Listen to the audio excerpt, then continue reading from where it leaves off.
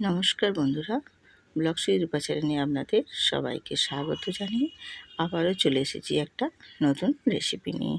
তো রেসিপিটা কিন্তু খুবই সুন্দর, ঝিঙে আলু দিয়ে চিংড়ি মাছ দিয়ে রেসিপি, তার সাথে কালো জিরে ফোড়ন দিয়ে, তাহলে তো আর বলারই কথা থাকে না। এই সুন্দর একটা টেস্টি রেসিপি আপনাদের সাথে শেয়ার করছি। আপনারা সম্পূর্ণ ভিডিওটা দেখবেন, স্কিপ না করে। এই রেসিপিটা কিন্তু খুবই সুন্দর হয়। রেসিপিটা এতটাই দুর্দান্ত হয় যে ছোট থেকে বড় সবাই কিন্তু এই এক পদেই এক থালা ভাত অনায়াসে খেয়ে নিতে পারবে। তো রেসিপিটা বানানোর জন্য আমি এখানে দেখো ঝিঙে নিয়েছি, একদম নরম নরম ঝিঙে, আর নিয়েছি আলু, টমেটো, কাঁচা লঙ্কা, পেঁয়াজ। ঝিঙেগুলো দেখো কত সুন্দর নরম, লম্বা লম্বা করে কেটে নিয়েছি। আলুগুলোও কেটে নিয়েছি, আর তার সাথে নিয়েছি এখানে একটু সর্ষে পোস্ত।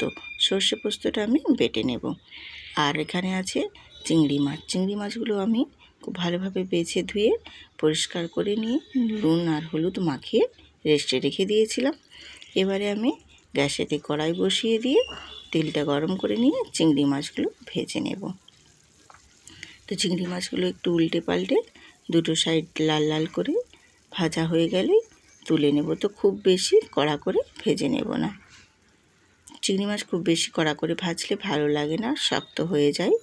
একটু হালকা করে নেড়ে চেড়ে ভেজে আমি তুলে নেব চিংড়ি মাছগুলো। তো চিংড়ি মাছগুলো ভাজা হয়ে গেছে, তুলে নিচ্ছি। চিংড়ি মাছগুলো তুলে নিয়ে ওই তেলের মধ্যেই দিয়ে দেবো আমি হাফ টেবিল চামচ কালো জিরে। কালো জিরেটা একটু নাড়াচাড়া করে ভেজে নেব।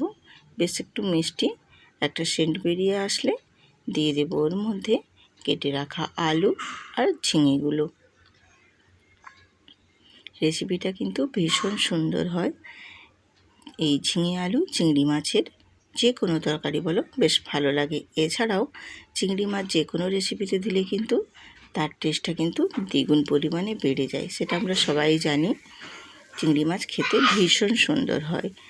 তো আমি দেখো ঝিঙে আর আলুটা ভালো করে একটু নাড়াচাড়া করে নিলাম। করে নিয়ে এবার ওর মধ্যে দিয়ে দেবো স্বাদ মতো লবণ, পরিমাণ মতো হলুদের গুঁড়ো, আর দেবো সামান্য অল্প একটু লঙ্কার গুঁড়ো। দিয়ে সমস্ত উপকরণগুলো বেশ ভালোভাবে একটু নাড়াচাড়া করে কষিয়ে নেব।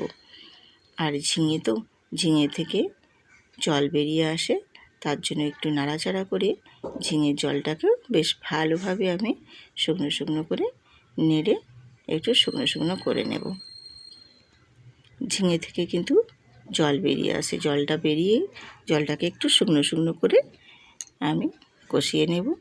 আর তারপর দিয়ে দিলাম এখানে টমেটো, পেঁয়াজ, কাঁচা লঙ্কা দিয়ে আবারও আমি একটু নাড়াচাড়া করে কষিয়ে নেব। আর এর সাথে দিয়ে দেব আমি ভেজে রাখা চিংড়ি মাছ। দিয়ে সমস্ত উপকরণগুলো বেশ ভালোভাবে আমি একটু নাড়াচাড়া করে কষিয়ে নেব। আর কষানোটা ঠিক এইভাবে করে নিতে হবে। তো সব কিছু উপকরণ দেখো মোটামুটি নেড়ে চেড়ে কষিয়ে নিয়েছি। এরপর আমি সবশেষে দিয়ে দেবো সর্ষে আর পোস্ত বাটা। সর্ষে পোস্ত বাটাটা দিয়েও সমস্ত উপকরণের সাথে একটু নাড়াচাড়া করে কষিয়ে নিয়ে একটা ঢাকনা দিয়ে ঢেকে দেব। খুব বেশিক্ষণ কষাতে হবে না। সর্ষে আর পোস্ত দিয়ে একটু নাড়াচাড়া করে নিয়ে একটা ঢাকনা দিয়ে ঢেকে দিলাম মিনিট দুয়েকের জন্য। মিনিট দুয়েক পরে ফিরে এসেছি, দেখো একদম বেশ শুকনো শুকনো হয়ে আমার সমস্ত উপকরণগুলোর সাথে সর্ষে পোস্তটাও বেশ খুব ভালোভাবে একদম কষানো হয়ে গেছে। আর আমি এখানে কষাবো না, এবার আমি দিয়ে দেবো এখানে পরিমাণ মতো জল। তো জলটা আমি এখানে 2 কাপ পরিমাণে দিচ্ছি। আমি 1 কাপ দিয়েছি, আর 1 কাপ এখানে দেব। দিয়ে বেশ ভালোভাবে আমি নাড়াচাড়া করে নিয়ে বেশ ফুটিয়ে নেব। আমি সমস্ত উপকরণগুলোর সাথে বেশ ভালোভাবে ফুটিয়ে নেব। তো আর একটা ঢাকনা দিয়ে ঢেকে দেব, যাতে করে আলু আর সবজিটা বেশ ভালোভাবে সেদ্ধ হয়ে যায়। ঝিঙে তো অলরেডি সেদ্ধ হয়েই আছে। আর একটু আলুগুলো যাতে সেদ্ধ হয়ে যায়। তো আমি একটু নাড়াচাড়া করে দেখিয়ে দিচ্ছি তোমাদের। দেখো আলুটা বেশ ভালোভাবে সেদ্ধ হয়ে গেছে, দেখছেন খুব সুন্দরভাবে আলুটা সেদ্ধ হয়ে গেছে। তো এই পর্যায়ে একটু নাড়াচাড়া করে নিয়ে আর একটু ফুটিয়ে নিয়ে আমি নামিয়ে নেব। মোটামুটি আমার চিংড়ি মাছ দিয়ে ঝিঙে রেসিপি একদম কমপ্লিট। কত সহজভাবে একদম অল্প সময়ের মধ্যে আমি বানিয়ে ফেললাম। তো এটা আমি 2 মিনিট একটু রেস্টে রেখে দেব। রেস্টে রেখে দিয়ে ফিরে আসছি। দেখো কালারটাও কত সুন্দর হয়েছে এবং রেসিপিটাও কতটাই ভালো হয়েছে। দেখতে কিন্তু ভীষণ সুন্দর লাগছে।